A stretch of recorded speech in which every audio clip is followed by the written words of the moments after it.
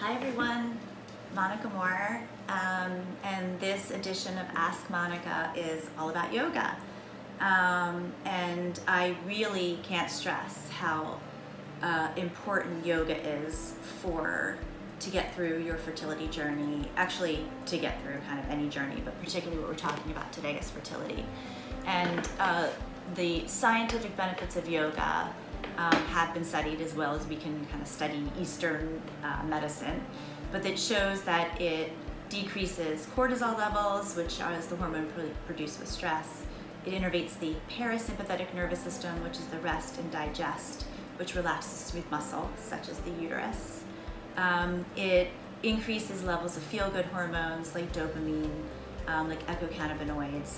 And this has all been studied in the research, but the reason that I love it for fertility, for those on a fertility journey, is that many times going through this journey, you get a sense of helplessness, a sense of powerlessness. Maybe when you have a bad result, you internalize that to mean I'm flawed, I'm broken, there's something wrong with me. And then we get these difficult emotions and feelings, and we still need to go about our day, and what happens is they don't go away, they get stored in the body. And they can cause issues over time. They can cause anxiety and depression. They can actually cause physical discomforts. The only way to release them is to acknowledge them and then to potentially move the body, to really kind of feel where they are in your body and acknowledge those feelings. So what yoga does is it provides a moving meditation, a mindfulness, a reason to be present. It allows you to trust your body again. It allows you to, once you get on the mat, to know, hey, my body actually can do this. I think for so many years, or so many treatments of fertility, you start to feel like you've cultivated distrust in your body. I also have a lot of health coaching clients who have excess weight that feel this way as well, and when they're going through fertility treatments, it's just compounded by that. But one of the main things I want you to think about and consider yoga is that it helps you learn to deal with discomfort or unpleasant sensations. I think whenever we feel we are triggered by something, we want to employ a coping mechanism. Maybe it's alcohol, maybe it's food, maybe it's vigorous exercise. Well, a lot of those get taken away from you when you're doing a fertility journey, and then you are arguably have increased stress, and your coping mechanisms are no longer available to you. But what if you had a feeling and you just allowed it? What if you didn't try to temper or blunt a feeling of discomfort or restlessness?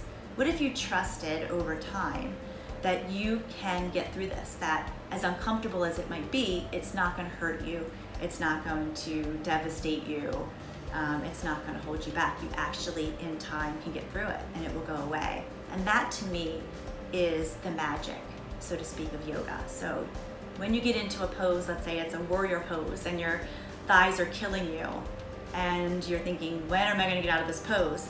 Leaning into that pain or discomfort or sensation, and then knowing that you've gotten through it a couple extra seconds each time, tells you, translates to off the mat, being able to do that in real life. So you don't have to be bendy to be able to do yoga. You don't have to go to an hour-long class. It doesn't have to be anything formal. Just go on your mat. See your yoga mat as home base. See it as this place where you can be yourself. Maybe set an intention when you sit there that I'm exactly where I need to be right now. I'm exactly who I need to be right now. You're not flawed, you're not broken, not any of these things that you may internalize due to external circumstances that are beyond your control. At RMA, we have a lot of options for yoga. If you're unable to get to a class or join an online class, do any of the online options or versions of yoga. It doesn't need to be an hour, it doesn't need to be 45 minutes, it can be 10 minutes. But I would really highly recommend, and I do this for all of my clients and patients that I speak with, that you get on your mat for 10 minutes a day, most days of the week. Just go there. Maybe it's a stretch, maybe it's child's pose, maybe it's a few poses. Your body will tell you whatever it needs, and you can honor that way. So as always, good luck with your journey. Reach out to us with any questions. We'll put in the show notes the options that we at RMA have for yoga. And if you've never given it a try, give it a try. I really, studies have shown that even after only one session, there is a change in the brain waves of the person. You're able to see it on imaging, on brain imaging. And then cumulatively, that change gets to be pretty amazing. So give it a try. Good to see you guys. Thanks for tuning in today.